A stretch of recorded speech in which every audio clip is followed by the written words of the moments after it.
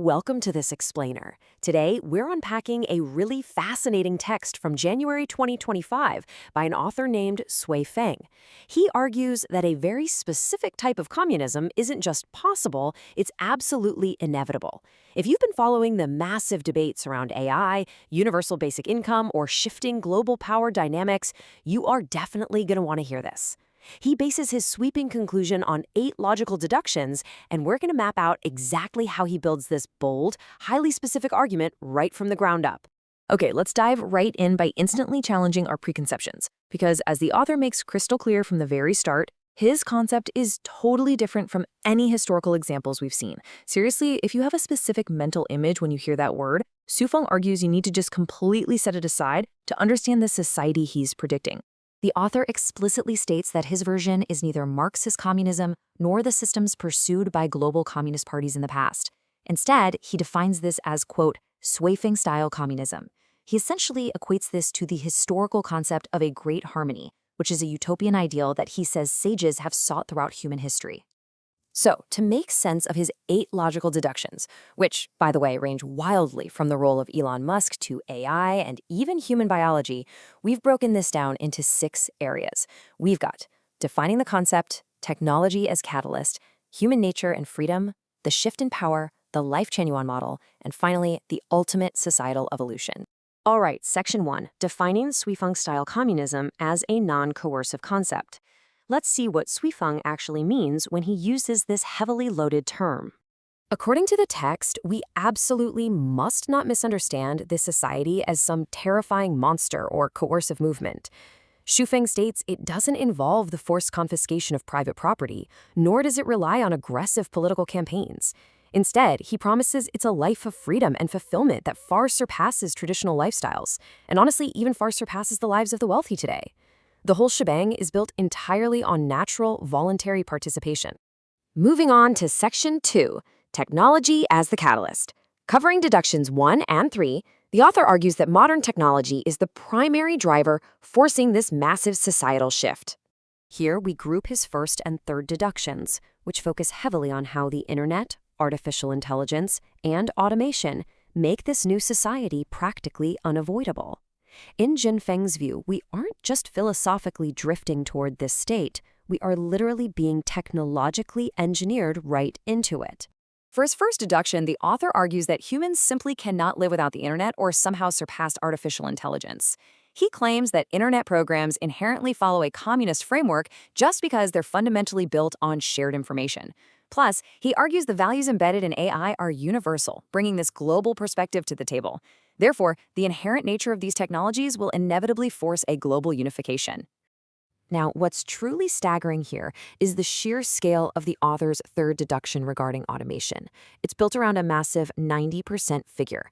Sui Feng predicts a very near future where human labor becomes overwhelmingly obsolete. Let's look at how he breaks down that logic. Sui Feng maps out a very clear 3-step progression. First, robots replace human tasks until they actually outnumber us. Second, this leads to a staggering 90% unemployment rate. And finally, step 3, societies are left with absolutely no choice but to provide universal welfare for the unemployed. By doing so, humanity effectively pushes itself right into this communist state out of pure necessity. It's like a massive domino effect. All right, on to Section 3, Human Nature and Freedom, covering deductions 2 and 4. Here, we shift gears completely from the realm of technology to the author's views on human biology, psychology, and our deepest desires. In his second and fourth deductions, Sui Feng claims that our intrinsic biological cravings for 2 specific things, borderless movement and interpersonal variety, will naturally dismantle our current foundational societal structures. For deduction 2, he points to the Schengen area in Europe, where 29 countries operate without internal borders, as concrete proof that humanity is trending toward universal visa-free policies.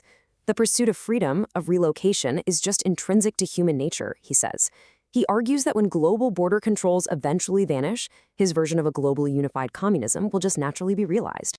And this leads right into his highly controversial fourth deduction. Sui Feng asserts that human nature inherently craves novelty and variety, specifically pointing to sexual relationships and intimacy. He argues that, fueled by the internet and global mobility, people are increasingly reluctant to have only one partner for life. Instead, he thinks they'll abandon traditional, lifelong monogamy to satisfy an inherent desire for diverse, cross-racial intimacy. This, he claims, will fundamentally alter the family unit and pave the way for his proposed society. Which brings us to Section 4, the shift in power. Deductions 6 and 7 outline how all of this builds into a radical restructuring of global power dynamics. Su Feng's 6th and 7th deductions assert that traditional government structures are actively collapsing in favor of a new type of entrepreneurial leadership, fundamentally rewiring who actually holds the reins of power. The author presents a stark contrast between governments and visionary entrepreneurs, using Elon Musk as his prime example. Xu Feng argues that governments primarily seek to maintain power, resulting in a very limited, narrow perspective. On the flip side, while entrepreneurs seek to generate profit, they inherently possess a global vision. According to the text, this means capital in the hands of entrepreneurs actually benefits the public far more effectively than when controlled by governments. Tying this back to technology for Deduction 6, Zeffing notes that authoritarianism relies heavily on strict control of public opinion through media monopolies. But because the internet and AI cannot be fully controlled by these traditional structures, decentralized information is taking over.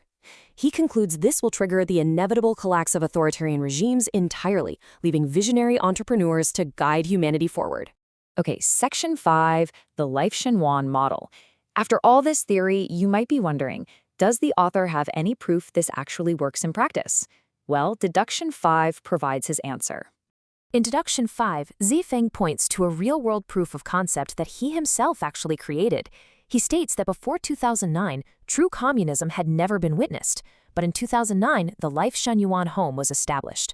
He argues that its continuous flourishing over the last 17 years acts as a living demonstration. For the author, this community proves that this model is a lifestyle far superior to traditional family and marriage-based living, asserting that as more people experience it, the idea will inevitably spread globally like wildfire. And finally, Section 6, the ultimate societal evolution. This brings us to the author's 8th deduction and his grand conclusion for the future of humanity. The author insists that from the primitive era to the present day, societal evolution follows an unstoppable upward trajectory. The transition from barbarism to civilization is a fundamental rule for him, and he makes a really bold declaration here. The highest form of human civilization at the very end of this evolutionary road is neither socialism nor capitalism, but Shuafeng-style communism. He officially defines this ultimate state as the Great Harmony. The defining characteristic here is that it's a completely non-coercive society with global unity and immense individual fulfillment. Shufeng's entire premise is that this isn't forced upon humanity at all. Rather, it's something people will willingly, naturally, and joyfully embrace once they recognize its undeniable advantages. This brings us to the end of his text. We're going to leave you with the author's own poetic summary of his theory. He describes this societal shift emerging gradually and naturally, quote, like spring rain nourishing the earth. So we have to ask you, based on these 8 deductions, whether driven by the inescapable rise of AI, our biological desires for novelty, or the limits of government, is this global great harmony truly inevitable, or is it just a utopian mirage? Thank you so much for joining us for this explainer, and we'll catch you in the next one.